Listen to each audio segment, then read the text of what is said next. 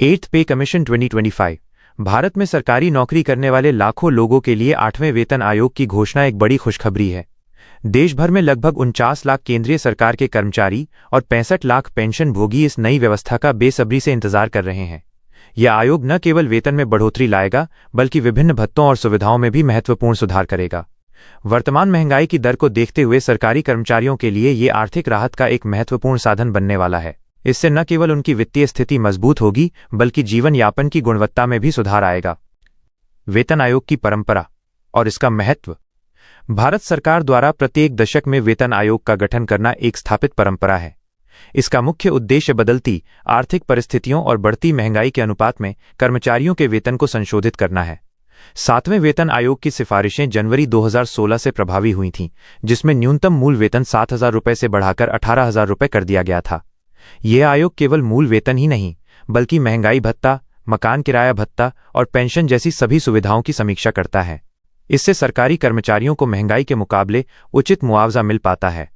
नए वेतन ढांचे की संभावित रूपरेखा। 8वें वेतन आयोग की स्थापना 2025 में की गई है और इसकी सिफारिशों के जनवरी 2026 से लागू होने की प्रबल संभावना है। प्रारंभिक अनुमानों के अनुसार न्यूनतम मूल वेतन को 18,000 रुपये से बढ़ाकर 34,500 से 41,000 रुपये प्रति माह तक किया जा सकता है। ये वृद्धि फिटमेंट फैक्टर के आधार पर तय की जाएगी, जो 7वें वेतन आयोग में 2.57 था और अब इसे 2.86 तक बढ़ाया जा सकता है।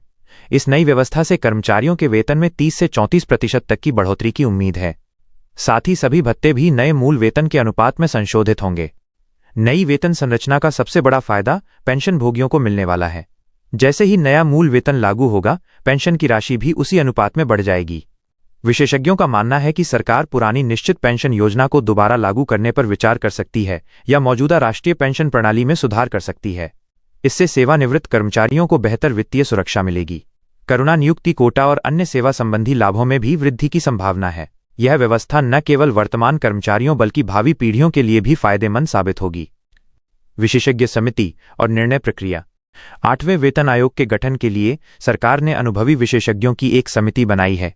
ये टीम बाजार की मौजूदा स्थिति, महंगाई की दर, कर्मचारियों की आवश्यकताओं और सरकारी बजट को ध्यान में रखकर अपनी सिफारिशें तैयार करेगी। समिति के सदस्यों की नियुक्ति और कार्यक्षेत्र के निर्धारण के बाद ये प्रक्रिया तेज गति से आगे बढ़ेगी। विभिन्न सरकारी विभागों से परामर्श और व्यापक अध्ययन के बाद ही अंतिम प्रस्ताव तैयार किया जाएगा। यह सुनिश्चित करने का प्रयास किया जा रहा है कि नई व्यवस्था न्यायसंगत और व्यावहारिक दोनों हो। कार्यान्वयन की चरणबद्ध प्रक्रिया।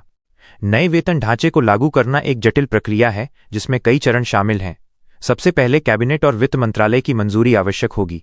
इसके बाद प्रत्येक कर्मचारी के लिए नए वेतन की गणना की जाएगी, जो पुराने मूल वेतन को फिटमेंट फैक्टर से गुणा करके निकाली जाएगी।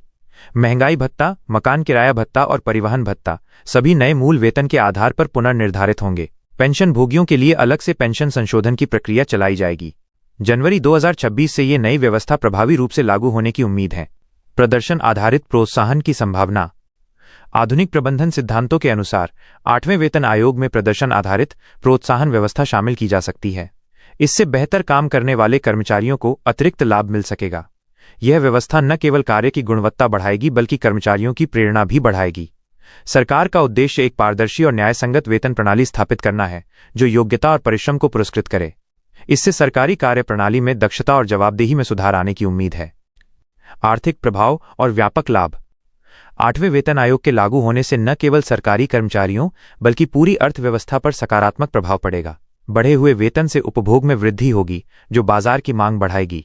छोटे व्यापारियों और सेवा प्रदाताओं को भी इसका फायदा मिलेगा, क्योंकि सरकारी कर्मचारियों की खर्च करने की क्षमता बढ़ेगी। शिक्षा, स्वास्थ्य और अन्य सेवा क्षेत्रों में भी सकारात्मक गतिविधि देखने को मिल सकती है। ये व्यवस्था मध्यम वर्गीय परिवारों के जीवन स्तर में उल्लेखनीय सुधार लाएगी और उन्हें आर्थिक स्थिरता प्रदान करेगी। भविष्य की तैयारी और दीर्घकालिक योजना। सरकार का लक्ष्य केवल वर्तमान समस्याओं का समाधान नहीं बल्कि भविष्य के लिए एक मजबूत आधार तैयार करना है।